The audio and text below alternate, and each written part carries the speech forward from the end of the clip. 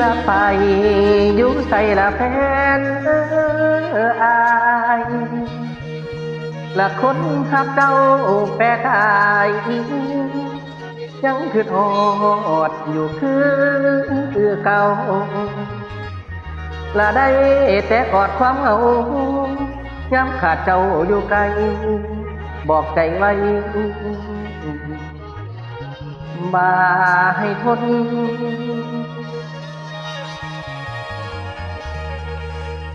แล้วกลับมาเด้ออายเอื่นเธอใส่หม้อหนึ่งในมือหนึ่งน้องหลายคนลอยเป็นฝนไปโดนใจเจ้าอยู่ใส่ให้คืนบ้าน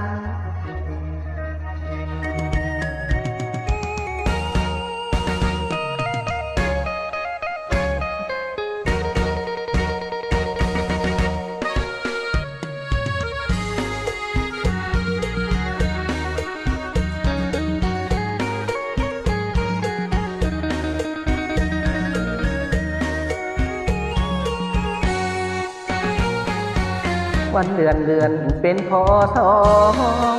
เธอทิ้งให้รอแล้วก็ไม่กลับมาไปลาปล่อยอ้ายตรมคมคือกลับมาหรือไปกินปลาน้องเสมอเพื่ออยู่ทุกคืนคอยนานย่านการใจตายโบราณกล่าววัวควายหายเคล็ดลับบอกไปเหินหาทางหมอหนึ่งยามท้อคือเป็นที่พึ่งเอิ้นใส่หมอหนึ่งเพื่อรอป่าดีหา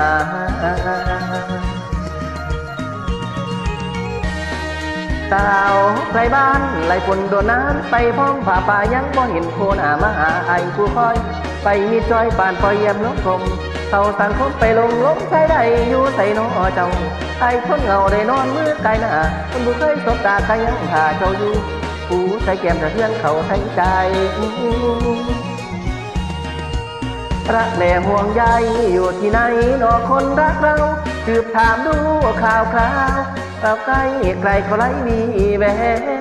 เหลือเพียงที่พึ่งคือหมอหนึ่งพอได้เอิญแอสุดท้ายอายหมดบังแล้วที่จะได้เธอกลับคืนมามืดบานคำตารอแค่มีปาฏิหาริย์ที่จะส่งสัญญาณได้กี่ใจให้เธอรู้ว่า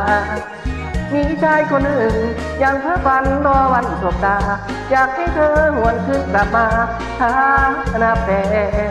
พร้อมอาแขนรอกบหน้าใช้หมอหนึ่งอายเอินถึงเจ้าวอนมอนนกตาเริ่มขึ้นคอนกับรักนอนก่อนยำเย็นอยู่ไทยลาแฟนอายคิดหอดลายอายอยากเห็นผู้หมอเจ้าจำเป็นต่อใจอายลายคำแหงคิดหอดเจ้าลายหักแปรตายหักแข็งแงอยู่ใส่โนกำแพงไอ้ทนเอาอย่างเป้ารอวันเดือนกะเลือนพ่อต่อใด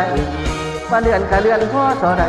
แต่ถ้าหัวใจอายบ่เลือนตำแหน่งจะมักยามเพลงยังมีให้เจ้าคือเขาบ่เปลี่ยนไปอายเอิ้นใส่หม้อหนึ่งหาเจ้าคำเอิ้นน้ำเจ้าได้ยินบ่อย่างนี้คนรอนั่นคืออายนั่นคืออาย